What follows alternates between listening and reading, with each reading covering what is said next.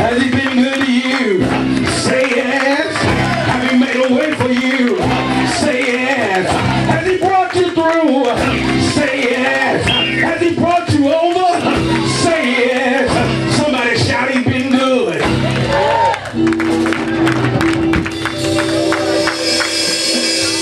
Somebody may feel as though your condition, where you can't see your way out, where you feel you are in darkness and there is no hope. You can't even see the light of day.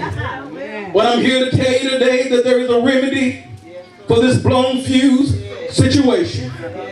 Oh yes, there is a remedy, and his name is Jesus. Do anybody know him today? To be a doctor in the sick room. Do anybody know him today? To be a bridge over troubled waters. I'm so glad that Mary's little baby is a remedy for whatever I'm going through. Tell somebody it's Jesus is the remedy. Yes, he is. The word says that Jesus, Peter, James, and John were returning from the Mount of Transfiguration. The Bible says down and came to a place where the rest of the disciples were. Understand, there was a multitude that had gathered around them. And there was someone in the midst of the multitude, a man in the crowd that brought his son to the disciples. The Bible says the disciples somehow found themselves powerless in trying to deal with this man's son. They couldn't cast out the demons that Jesus had commissioned them with power to do. The boy was a lunatic son.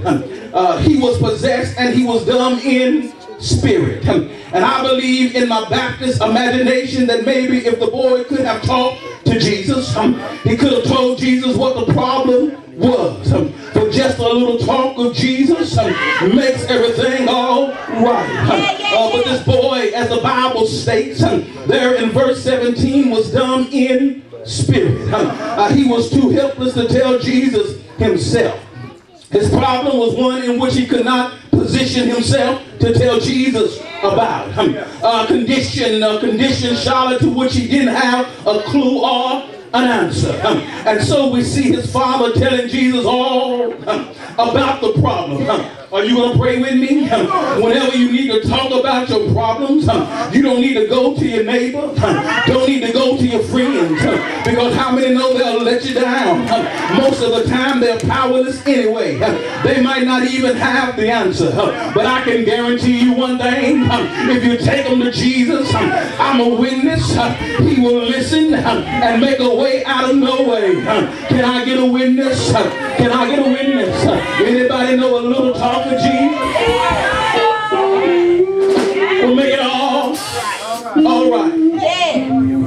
Amen. If you don't mind, can I use my sanctified imagination? All right then. I see this father describe his son's symptoms to Jesus. Tired, I hear him saying, Jesus, since he has been a child, wherever I've taken these demons, they take him over and cause him to hurt himself. Well, I hear the father say when he cries out, he tears at himself. He foams and he grinds his teeth. There appears to be no light at the end of the tunnel on the darkness in his life and my life, Jesus. Jesus, I asked your disciples if they could cast him out, but it was to no avail. Jesus, they couldn't do it. Your disciples tried and they failed. They didn't have the power nor the answer. I hear him saying, Rabbi, I've been living with this problem all of my life. My friends told me to have him committed, but that's my child. I love him. The neighbor says he's a problem, but that's my child. I love him. Lord knows I've been praying. My Blue Cross and Blue Shield won't cover it. Optimal Healthcare says it was a pre-existing condition. Central says I can't come every time because they're too busy with other patients. Medicare used to cover it, but the government benefits have run out. And my primary care physician said, just let him go through what he's going through. through because it ain't hurting nobody but himself. And so, Master, because you are Jesus, and I know you got all power in your hand. I don't have the answer, but I know you got the answer. And Jesus, if you will you help my child? Is there any parents in here that ever had to take your children to God and say, God, if you will you help my child? God, if you will you come to my child's rescue? I want to talk to some parents that's been praying for your children. You had to get knee bent and body bound.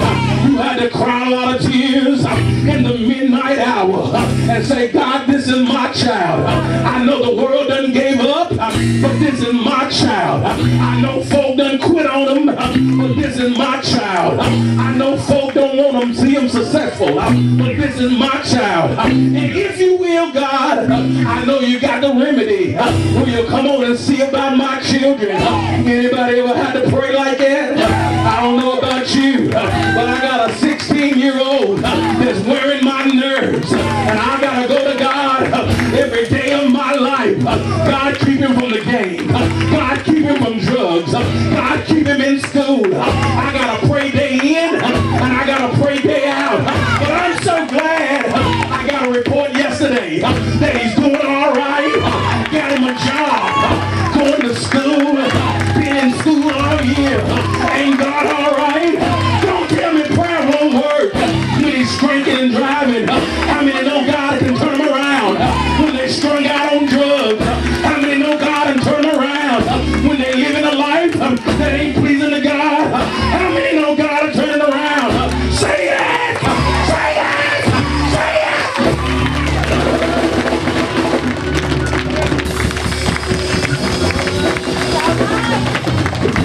Tell your neighbor, just keep on praying. Keep on praying. Tell them, keep on praying. Keep on praying.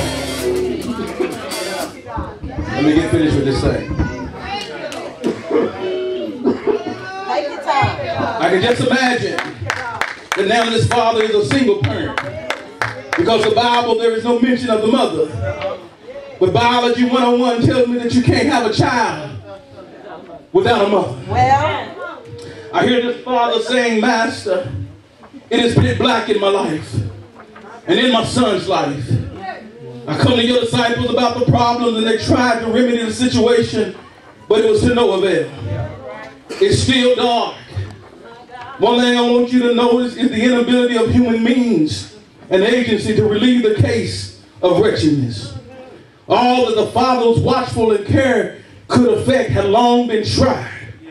No doubt Don, the best known and skillful physicians, had exhausted all the resources that was in their art. But everything that has been done for the Son has been in vain. It was the assertion and desire of the Father, even the confession of the disciples themselves.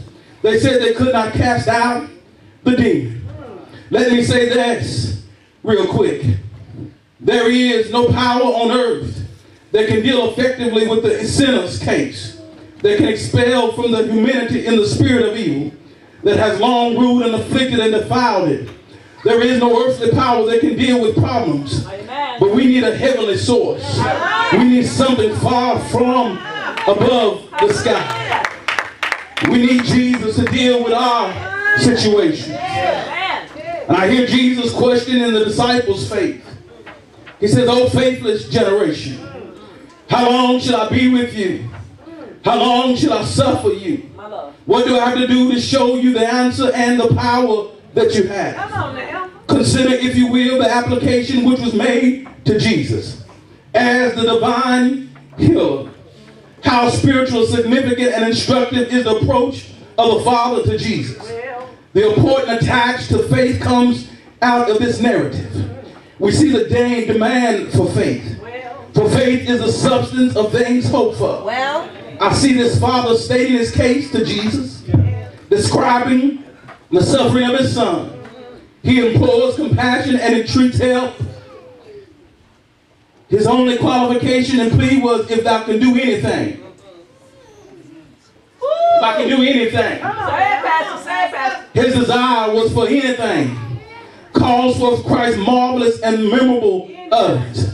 Somebody in here is shouting anything. Anything. God, if you can do anything, please stop by my house.